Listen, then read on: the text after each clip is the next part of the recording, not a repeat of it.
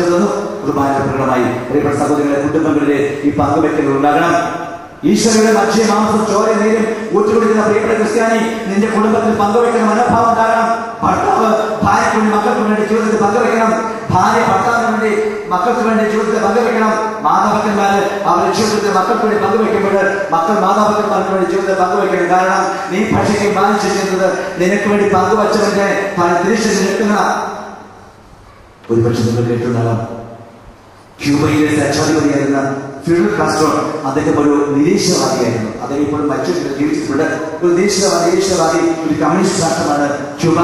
അവിടെ ഒരു ലോകമത നേതാവിനെ പോലും ആ രാജ്യത്ത് കാലുകുത്താൻ അവർ അനുവദിച്ചില്ലായിരുന്നു. പക്ഷേ ജോൺ പോൾ രണ്ടാമൻ മാർപ്പാപ്പയോടും മദർ തെരേസയോടും ഈ ക്യൂബക്കാർക്ക് പ്രത്യേകിച്ച് ഫിഡൽ കാസ്ട്രോ വലിയ ബഹുമാനവും സ്നേഹവുമായിരുന്നു. ഒരിക്കലും യൂണിയനോട് ഓഫീസിൽ വെച്ച് ലോക നേതാക്കന്മാരെ അഭിസംബോധന ശേഷം ഈ മദർ തെരേസ ഇങ്ങനെ പുറത്തേക്ക് ഇറങ്ങി വരിക. 3-4 പൊക്കം മാടിപ്പൊക്കം മാത്രമുള്ള ഈ അമ്മ കുനി വന്നപ്പോൾ 8 പൊക്കമുള്ള ഈ 8 ടൈപ്പുള്ള ക്യൂബൻ സ്വച്ഛാധിപതി ഫിഡൽ കാസ്ട്രോ മുമ്പിൽ വന്നു. മദർ തെരേസ എങ്ങനെ നോക്കിക്കാണും. അപ്പോൾ അദ്ദേഹം ചോദിച്ചു, മദറെ, ഞങ്ങളുടെ രാജ്യത്ത് നിങ്ങൾ ഗവൺമെന്റ് സ്ഥാപിക്കാമോ? ഒരു ലോകമത നേതാവിനെ പോലും തന്റെ രാജ്യത്തെ കാലുകുത്താൻ അനുവദിക്കാതിരുന്ന സ്വേച്ഛാധിപതി ഫിഡൽ കാസ്ട്രോ ചോദിക്കുക, മദറെ, ഞങ്ങളുടെ രാജ്യത്ത് നിങ്ങൾ ഗവൺമെന്റ് സ്ഥാപിക്കാമോ? മദർ തെരേസ ഒരു നിമിഷം ആലോചിച്ചു. അടുത്ത നിമിഷം അവൾ പറഞ്ഞു, യെസ്. പക്ഷെ 2 വ്യവസ്ഥകളുണ്ട്. 2 വ്യവസ്ഥകൾ. നിങ്ങളുടെ ക്യൂബയില് ഞങ്ങളുടെ മദർ തെരേസ മോദിനേഷൻ സ്ഥാപിക്കണമെങ്കിൽ 2 വ്യവസ്ഥകളുണ്ട്. ഒന്നാമതായി, ഞങ്ങളുടെ സിസ്റ്റേഴ്സിന് ഇരുന്ന് പ്രാർത്ഥിക്കാൻ വേണ്ടി ഒരു കൊച്ചു പ്രാർത്ഥന കൂടി വേണം. രണ്ടാമതായി, ഞങ്ങൾക്ക് വേണ്ടി വിശുദ്ധ ബലി അർപ്പിച്ചു തരാൻ വേണ്ടി ഒരു പുരോഹിതനെ കൂടെ കൊണ്ടുപോകാൻ അനുവദിക്കണം. R you ready? യെസ്. ക്യൂബയുടെ ചരിത്രത്തിൽ ആദ്യമായി ഫിഡൽ കാസ്ട്രോ യേശു പറഞ്ഞു. മദർ തെരേസ മോദിനേഷൻ ക്യൂബയിൽ സ്ഥാപിതമായി കരമെടുത്ത് പറഞ്ഞേ ഹല്ലേലൂയ, ഹല്ലേലൂയ. മദർ തെരേസ പറഞ്ഞ അപ്രകാരമാണ്, എനിക്ക് നിങ്ങൾക്ക് വേണ്ടി പങ്കുവച്ചിരുന്ന യേശുവിന്റെ മധ്യ മാംസം ചോര നീരും അത് ഏറ്റുവാങ്ങിയാൽ മാത്രമേ ഞങ്ങളുടെ പ്രവർത്തനങ്ങൾക്ക് ശക്തിയുള്ളൂ. ഒരുപക്ഷെ ഞാൻ വിചാരിക്കുന്നു, നമ്മുടെ സിസ്റ്റേഴ്സിനോട് ഈ കാലഘട്ടം ചോദിച്ചു കഴിഞ്ഞാൽ നമ്മളിത് പറയും, ഞങ്ങൾക്ക് അവിടെ നല്ല കെട്ടിടം വേണം, സുരക്ഷിതത്വമുള്ള സ്ഥലം വേണം, അല്ലെങ്കിൽ ഒരു ഇംഗ്ലീഷ് മീഡിയം സ്കൂളൊക്കെ ഞങ്ങൾക്ക് ഉണ്ടാകണം. അത്തരത്തിലുള്ള കാര്യങ്ങളൊക്കെ നമ്മൾ പറഞ്ഞത്. പക്ഷേ മദർ തെരേസ പറഞ്ഞറിയാമോ, കിടക്കുന്നതിനെ കുറിച്ചോ ഭക്ഷണം കഴിക്കുന്നതിനെ കുറിച്ചോ ഒന്നും മദർ തെരേസ വേവലാതിയില്ല. അവൾ പങ്കുവച്ചു, ഞങ്ങളുടെ സിസ്റ്റേഴ്സിന് ഇരുന്ന് പ്രാർത്ഥിക്കാൻ വേണ്ടി ഒരു കൊച്ചു പ്രാർത്ഥന മുറി. ഒന്നാമത്തെ വ്യവസ്ഥ. രണ്ടാമത്തെ കാര്യം, ഞങ്ങൾക്ക് വേണ്ടി വിശുദ്ധ ബലി അർപ്പിച്ചതിന് വേണ്ടി ഒരു പുരോഹിതനെ കൂടെ കൊണ്ടുപോകാൻ അനുവദിക്കണം. R you ready? എന്ന് വെച്ചാല് ഒരു പുരോഹിത സാന്നിധ്യം ഉണ്ടെങ്കിൽ മാത്രമേ ഞങ്ങളെ ഈ പ്രേക്ഷക പ്രവർത്തനത്തിന് അർത്ഥമുള്ളൂ. കാരണം ഞങ്ങൾ ചെയ്യുന്ന ഞങ്ങളുടെ പ്രവൃത്തിയല്ല, ഞങ്ങൾക്കായി ജീവിതം പങ്കുവെച്ചു തരുന്ന ഒളികാലത്തിന്റെ പ്രവൃത്തി. അതിലൊന്ന് ചെയ്യണമെങ്കിൽ ഞങ്ങൾക്ക് വിശുദ്ധ കുർബാന കിട്ടണം. വിശുദ്ധ കുർബാന കേന്ദ്രീകൃതമല്ലാത്ത ഒരു പ്രേക്ഷക പ്രവർത്തനം ഞങ്ങൾക്കാവില്ല. അതുകൊണ്ട് സാർ, അങ്ങനെ രാജ്യത്തേക്ക് ഞങ്ങൾ വരണമെങ്കിൽ ഈ 2 വ്യവസ്ഥകൾ പാലിക്കപ്പെടണം. Are you ready? Yes. Cuban സ്വച്ഛാധിപതി ഫിഡൽ കാസ്ട്രോ പറഞ്ഞു യെസ്. അങ്ങനെ ക്യൂബയില് ഇത് ചരിത്രത്തിൽ ആദ്യമായി ഒരു കോൺഗ്രിഗേഷൻ സ്ഥാപിക്കപ്പെടുകയ കരമെഴുതി പറഞ്ഞേ ഹല്ലേലൂയ, ഹല്ലേലൂയ. സൂചിപ്പിച്ചിട്ടുള്ളത്, പ്രിയപ്പെട്ട ഭർത്താവെ, നിന്റെ ജീവിതം പറയുന്നത് ഭാര്യയ്ക്ക് വേണ്ടി മക്കൾക്ക് വേണ്ടി പങ്കുവെക്കപ്പെടാറുള്ളത്.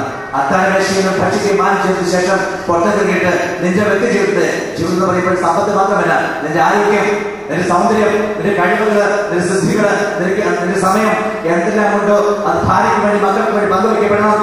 പ്രിയപ്പെട്ട ഭാര്യ, നീ എന്തായിരിക്കുന്നോ നിനക്ക് എന്തുണ്ടോ അത് ഭർത്താവ് നിനക്ക് വേണ്ടി മക്കൾക്ക് വേണ്ടി പങ്കുവെച്ചാൽ മാത്രമേ കുർബാനയുടെ ജീവിതം പറയാൻ പറ്റുള്ളൂ.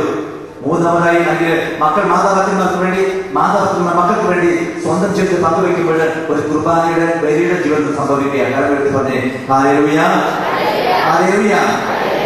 മൂന്നാമത്തെ പ്രത്യേകത എന്ന് ഞാൻ പറയാനിരിക്കുന്നത്, അത് മുറിക്കപ്പെടുന്ന സ്നേഹമാണ്. എന്നതാണ്?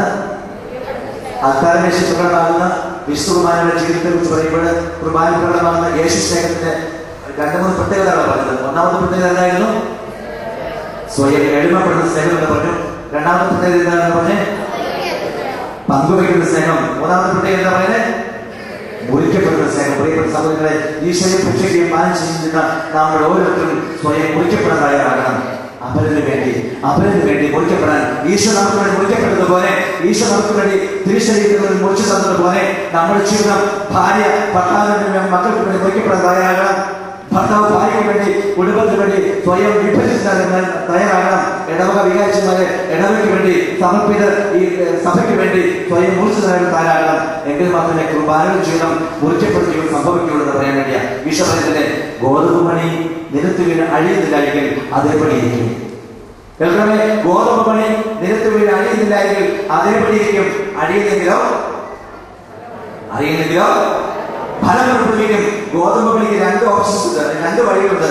ഒന്നുകിൽ 10 പോലെ സുഖമായിട്ടിരിക്കാം, വെയിലേൽക്കാതെ മഞ്ഞേൽക്കാതെ മഴയേൽക്കാതെ അങ്ങനെ സുഖമായിട്ടിരിക്കാം. പക്ഷെ അത് അതേപടി ഇരിക്കും, സൗന്ദര്യം പോകാൻ അതേപടി ഇരിക്കും. പക്ഷേ അത് വയലിലേക്ക് വലിച്ചെറിയപ്പെട്ടു കഴിഞ്ഞാൽ വെയിലേൽക്കും മഞ്ഞേൽക്കും മഴയേൽക്കും അതിന്റെ മനോഹരം പുറത്തൊരു പൊട്ടി വികൃത രൂപമാകും. പക്ഷേ ആ പുറത്തൊരു പൊട്ടി വികൃത രൂപമാകുന്ന അവസ്ഥയിൽ നിന്നും ജീവന്റെ പൊതുനാമ്പയിലും 1000 ഗോതമ്പ് മണികളുമായി സ്വയം മുറിച്ചു നൽകുമ്പോൾ പ്രിയപ്പെട്ട ഭർത്താവിനെ ഞാൻ സൂചിപ്പിച്ചത്, നീയാകുന്ന ഗോതമ്പ് മണി ഒന്ന് പൊട്ടിത്തങ്ങാൻ അനുവദിച്ചാൽ, പ്രിയപ്പെട്ട ഭാര്യ നീയാകുന്ന ഗോതമ്പ് മണിയെ ഒന്ന് പൊട്ടിത്തങ്ങാൻ അനുവദിച്ചാൽ, മാതാപിതാക്കളാകുന്ന ഗോതമ്പ് മണികള്, മക്കളാകുന്ന ഗോതമ്പ് മണികള്, സമർപ്പിത വ്യക്തികളായ ഞങ്ങളാകുന്ന ഗോതമ്പ് മണികള് സ്വയം മുറിച്ചു തരാൻ ശ്രമിച്ചാല്, പങ്കുവയ്ക്കാൻ ശ്രമിച്ചാല് പ്രിയപ്പെട്ട മക്കളെ കുടുംബജീവിതം അനുഗ്രഹിക്കപ്പെടും. ഞാൻ ഓർക്കുകയായിരുന്നു കുറെ നാളുകൾക്കപ്പുറത്ത് ഒരു പക്ഷേ കേട്ടിട്ടുണ്ടാകാം, ഞങ്ങൾ പല അച്ഛന്മാർക്കും അനുഭവപ്പെടുന്നതുകൂടെ ഒരു വ്യക്തി നിങ്ങളുമായി പരിചയപ്പെടുത്തുക. ജോയിച്ച് നിന്നതരായ ഒരു മനുഷ്യൻ, ഒരു ചെറുപ്പക്കാരൻ ഈ കോട്ടയത്ത് വളവാദൂസം ഉണ്ടായിരുന്നു. അദ്ദേഹത്തിന്റെ ചരിത്രത്തിലാണ് ഇപ്രകാരമാണ്. അദ്ദേഹം അപ്പോൾ ഒരു കൊച്ചു പയ്യൻ ഒരു 3-4 വയസ്സ് പ്രായം വന്നപ്പോൾ മുഴിച്ചു നാറിയം കീറി പറഞ്ഞ ഒരു വസ്ത്രവുമായിട്ട് ഒരു ചെറുക്കൻ ഇങ്ങനെ വളവാദൂസം വന്നു. അച്ഛന്മാരെ കാരണം എന്ന് പറഞ്ഞു അച്ഛൻ നിരോധിച്ചു ഒന്ന് കഴിച്ചിട്ട് അച്ഛൻ പറഞ്ഞു പാണ്ടി പോലത്തെ സംസാരം പറഞ്ഞു. അപ്പോൾ അവിടെ ഉണ്ടായിരുന്ന ഞങ്ങളുടെ അച്ഛനെ ഈ കൊച്ചിനെ ഒരു സഹതാപം ചോദിച്ചു, പോലെ നീ അവിടെ വരുന്നു? അറിയത്തില്ല. നിന്റെ വീട് എവിടെയാ? അതും അറിയത്തില്ല. അപ്പനെന്തേ? അപ്പനാണെന്ന് അറിയത്തില്ല. അമ്മയാണെന്ന് അറിയത്തില്ല. അങ്ങനെ അവൻ വിഷമിച്ച് പറഞ്ഞപ്പോൾ ഇവന്റെ മുഖത്തേക്ക് നോക്കിയപ്പോൾ ജനിച്ച നാൾ മുതൽ ഈ കോട്ടയിൽ നാഗപ്പുഴ ആ ഭാഗത്താണ് കണ്ടുകൊണ്ടിരുന്നത്. ഇവനെ ആരോ പറഞ്ഞു ഇവിടെ ഒരു അങ്ങനെ തെണ്ടി വന്നപ്പോൾ അവിടെ നിൽക്കാതില്ല. അവന്റെ മുഖത്തേക്ക് നോക്കിയപ്പോൾ ഈ അച്ഛനോട് വല്ലാത്ത സഹതാപം തോന്നി. അച്ഛൻ പറഞ്ഞ പോലെ നിനക്ക് എന്നാ ജോലി അറിയാവുന്നേ? 4-5 വയസ്സ് പ്രായമുള്ളൂ. നമ്മൾ ഒരു ജോലി അറിയുന്ന വെച്ചാൽ കിട്ടുന്ന തിന്നും വിടുന്നതാണ്. അപ്പോൾ അച്ഛൻ ഒരു പണി ചെയ്തു. അവനെ അവിടെ കെട്ടിയിരുത്തി ശരിക്ക് ഭക്ഷിക്കാൻ ആഹാരം കൊടുത്ത് ആ സമയത്ത് തന്നെ അവിടുത്തെ ഡ്രൈവറെ പറഞ്ഞുവിട്ട് വടവാതിരായി വന്നു. കോട്ടയത്ത് നിന്ന് നിക്കറും ഷർട്ടൊക്കെ വാങ്ങിക്കൊണ്ട് വന്നു. അവനെ വിടുത്തനായി കുളിപ്പിച്ച് അവനെ നിർത്തി. പുതിയ നിക്കറും പുതിയ ഷർട്ട് കിട്ടുന്ന ആൾ ഉണ്ടവനായി 5-6 വയസ്സ് പ്രായമുള്ളൂ. അവൻ ചോദിച്ചു, പോലെ നിനക്ക് ഇവിടെ നിൽക്കാമോ? നീ എങ്ങും പോണ്ട, ഇവിടെ ഫോൺ അറ്റൻഡ് ചെയ്താൽ മതി, ഇവിടെ നിൽക്കാൻ പറഞ്ഞു. കൊച്ചിന് സന്തോഷമായി അവനവിടെ നിന്നു. ജോയിച്ച് വളരെ മിടുക്കനാണ്. ജോയി എന്നാണ് പേര്. ജോയിച്ചാൽ വിളിച്ചിരുന്നു. വളരെ മിടുക്കൻ. വളരെ പഠിച്ചത് തന്നെ അവൻ സെമിനാരിയുടെ 10-400 വരുന്ന ഞങ്ങൾ അച്ഛനാണ് പഠിക്കുന്നവരെ, അതുപോലെ തന്നെ 10-50 വരുന്ന പ്രൊഫസേഴ്സ് അച്ഛന്മാരെ കണ്ണിലൂടെ എല്ലാ കാര്യം ഓടി നടന്നാണ് ചെയ്യും. ഫോൺ വരുമ്പോൾ എല്ലാവരും കൃത്യമായിട്ട് അവൻ എത്തിക്കും. വളരെ മിടുക്കനാണ് പയ്യൻ. അതിനിടയ്ക്ക് അവനെ പഠിപ്പിക്കാൻ ഞാൻ ശ്രമിച്ചുകൊണ്ടിരുന്നു. അങ്ങനെ മുൻപോട്ട് പോയിക്കൊണ്ടിരുന്നു. കഴിയുമ്പോഴേക്കും ഈ ഫോണച്ചിന്റെ ജോലികൾ മാറിയിട്ട് ഒരു 10-15 ദിവസമായപ്പോൾ അച്ഛന്മാരുടെ അവിടെ കിടക്കുന്ന അച്ഛന്മാരുടെ കാര്യങ്ങൾ അന്വേഷിക്കാൻ വേണ്ടി, അച്ഛന്മാരുടെ ഊട്ടുകുറിയിലെ കാര്യങ്ങൾ, അച്ഛന്മാരുടെ ഭക്ഷണ കാര്യങ്ങളൊക്കെ അന്വേഷിക്കാൻ വേണ്ടി ജോലിച്ച് തയ്യാറാക്കി വിട്ടു. അച്ഛന്മാരുടെ കാര്യം അന്വേഷിക്കാൻ പറയുന്നത് ഒരുപാട് എളുപ്പമുള്ള കാര്യമല്ല. അത് എളുപ്പമുള്ള പ്രത്യേകിച്ച് പല സ്വഭാവമുള്ള അച്ഛന്മാർക്കാണ് നമ്മളെല്ലാവരും. നിങ്ങൾക്ക് അതുപോലെ തന്നെ ഒരച്ഛന് 110 ഡിഗ്രി സെന്റിഗ്രേഡ് വെള്ളം നനച്ചു കൊടുത്താലേ കുളിക്കാൻ പറ്റുള്ളൂ. വേറെ അച്ഛൻ ഐസിട്ട് കൊടുത്താലേ അച്ഛനെ കുളിക്കാൻ പറ്റും. വേറെ അച്ഛൻ പഞ്ചസാര നമുക്ക് അറപ്പ് തോന്നും. പക്ഷെ വേറെ അച്ഛൻ 1.5 കിലോ കറക്കി കൊടുത്താലേ അച്ഛൻ അപ്പ് പിടിക്കൊള്ളും. ഇത് ഞങ്ങളുടെ സ്വഭാവം ഞങ്ങൾക്ക് എല്ലാം ഒരു പ്രത്യേക ശൈലിയാണല്ലോ.